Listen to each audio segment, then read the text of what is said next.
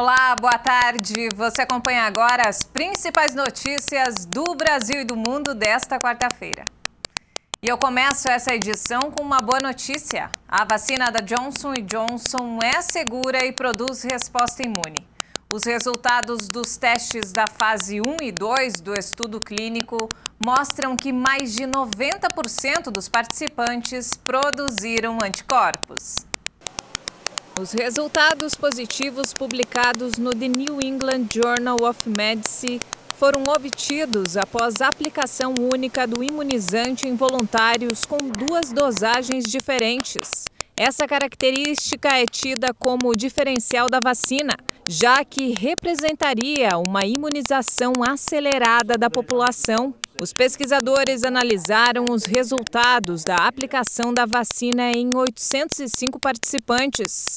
Uma dose única do imunizante induziu uma forte resposta humoral na maioria dos voluntários, com a presença de anticorpos neutralizantes em mais de 90% deles, independentemente da faixa etária ou da dose da vacina. Os anticorpos aumentaram e se estabilizaram ao longo de uma análise de 71 dias, o que sugere a durabilidade da resposta imune da vacina. Eventos adversos como fadiga, dor de cabeça e dor no local da aplicação foram notados, mas as pessoas tiveram rápida recuperação. Outro resultado relevante foi a resposta imunológica gerada pela vacina. A pesquisa mostra que 90% dos participantes desenvolveram anticorpos neutralizantes 30 dias após a aplicação. O número subiu para 100% quando os dados foram analisados 57 dias após o recebimento da dose, o que indica que uma menor parte do grupo demorou mais tempo para desenvolver a proteção.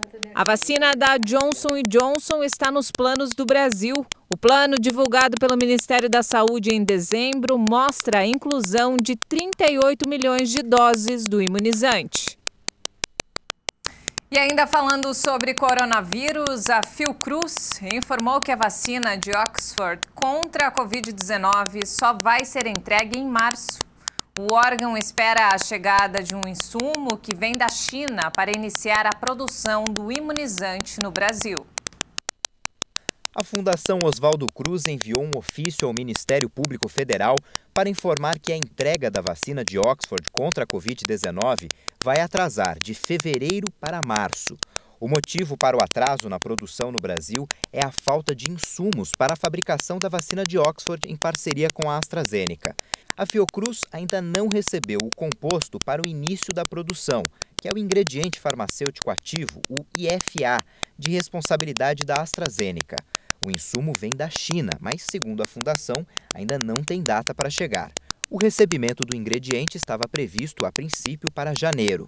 A expectativa da Fiocruz é de entregar 100 milhões de doses até julho e mais 110 milhões no segundo semestre, totalizando 210 milhões de vacinas em 2021.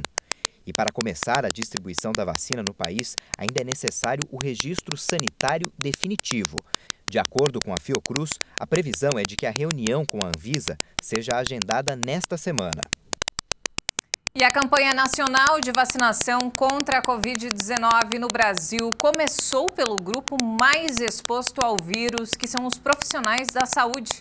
Mas, segundo um levantamento, a quantidade de doses não vai ser suficiente nem para esse setor. O Brasil começou a campanha de vacinação contra o coronavírus com 6 milhões de doses da Coronavac, fabricada pela farmacêutica chinesa Sinovac em parceria com o Instituto Butantan. Só que a rede de pesquisa solidária, que reúne mais de 100 pesquisadores brasileiros, estima que o Brasil tem ao menos 5 milhões de trabalhadores da saúde.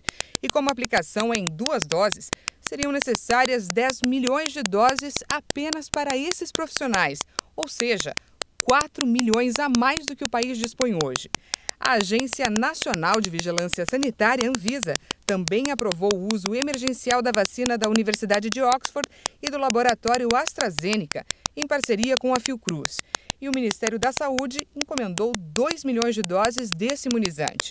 Somando aos 6 milhões da Coronavac, chegaremos a 8 milhões, menos do que os 10 milhões de doses necessárias para os profissionais de saúde. Mas a vacina de Oxford ainda não chegou da Índia e não há previsão de data para que o país envie a encomenda.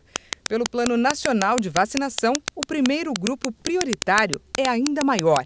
Além dos profissionais de saúde, a primeira fase da campanha inclui indígenas e idosos de casas de repouso.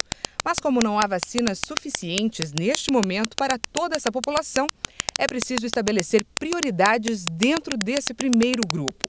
Em nota, a Associação de Medicina Intensiva Brasileira e a Associação Brasileira de Medicina de Emergência recomendam que é preciso vacinar primeiro os profissionais em contato direto com pacientes de Covid.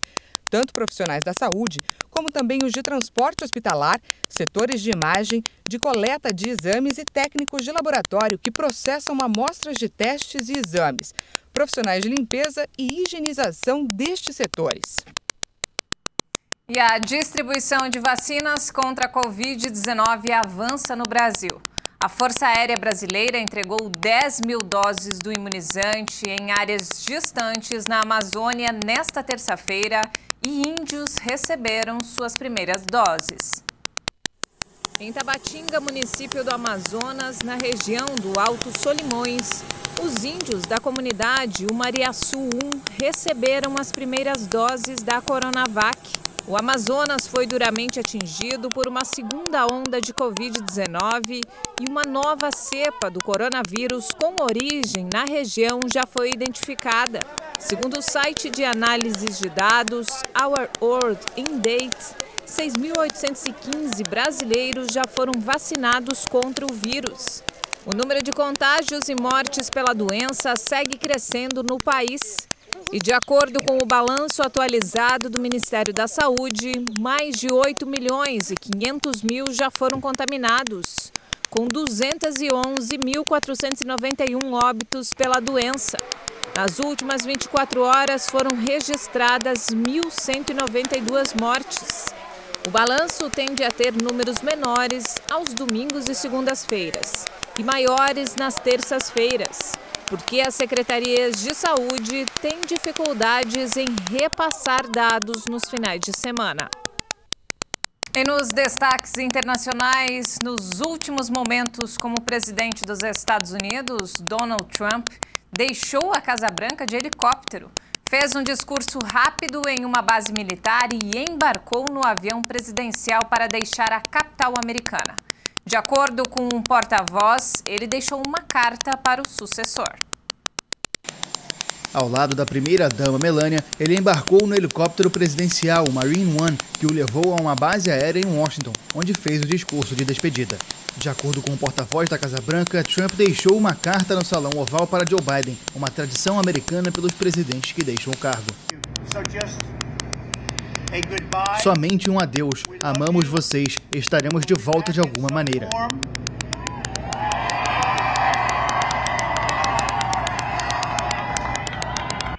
Em seguida, Trump embarcou no Air Force One, o avião presidencial, que o levou a Mar-a-Lago, na Flórida. Ele deixa para trás uma Washington quase irreconhecível e sitiada, com 25 mil agentes da Guarda Nacional e reforços policiais de todo o país. A decisão de não participar da cerimônia de posse quebra uma tradição de 150 anos e evidencia a tensão vivida nos Estados Unidos, exacerbada pela guerra de Trump contra o resultado das eleições.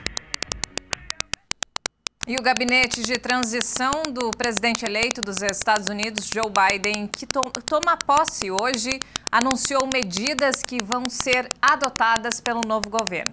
Entre elas, o retorno do país à Organização Mundial da Saúde.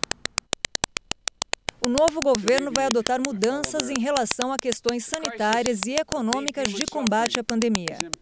Também está previsto o retorno dos Estados Unidos à OMS e ao Acordo de Paris para o Clima. O governo Biden deve também reverter várias outras decisões do atual presidente americano, Donald Trump, como a construção do muro da fronteira com o México e o veto à entrada de cidadãos de países muçulmanos nos Estados Unidos.